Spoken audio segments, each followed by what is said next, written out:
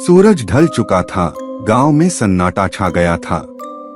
रामू गांव का एक नटखट लड़का अपने दोस्तों के साथ खेलते हुए जंगल की ओर चला गया। खेलते खेलते वो एक पुराने जर्जर कुएं के पास पहुंच गए।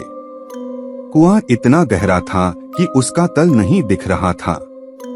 गांव के बुजुर्गों की कहानियां याद आ गईं। ये वही शापित कुआं था जिसके पास जाने की मनाही थी। रामू जिज्ञासावश झुककर कुएं में झांकने लगा।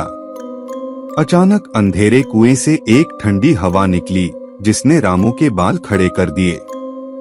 हवा के झोंके के साथ ही एक भयानक चीख सुनाई दी, मानो कोई पानी के अंदर से चीख रहा हो। रामू डर के मारे पीछे हट गया। उसके दोस्त भी सहम गए।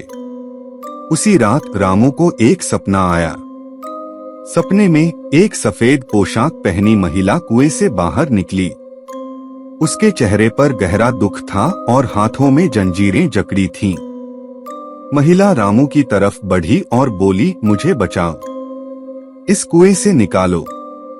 रामू सुबह उठा तो उसे याद आया कि सपने में देखी महिला वही थी जिसके बारे में गांव के बुजुर्ग बताते थे। वह एक राजकुमारी थी जिसे उसके दुश्मनों ने इसी कुएं में फेंक दिया था। रामू को लगा कि उसे कुछ करना चाहिए। वह अपने दोस्तों के साथ गांव के सबसे बुजुर्ग व्यक्ति दादा के पास गया।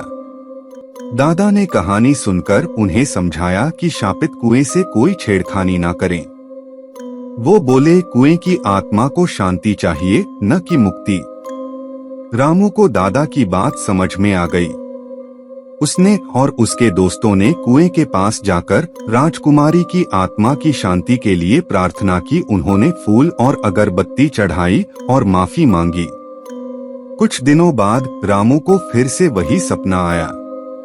इस बार राजकुमारी हंस रही थी और उसके हाथों में जंजीरें नहीं थीं। वो रामू को धन्यवाद देकर कुएं के अंदर चली गई। फिर कभी किसी को उस कुएं से कोई चीख सुनाई नहीं दी। गांव वाले मानते हैं कि रामू और उसके दोस्तों की प्रार्थनाओं से राजकुमारी की आत्मा को शांति मिल गई और वो मुक्त हो गई। लेकिन आज भी पूर्णिमा की रात को कुएं के पास जाने पर हल्की ठंडी हवा महसूस होती है, मानो राजकुमारी उन्हें धन्यवाद दे रही हो।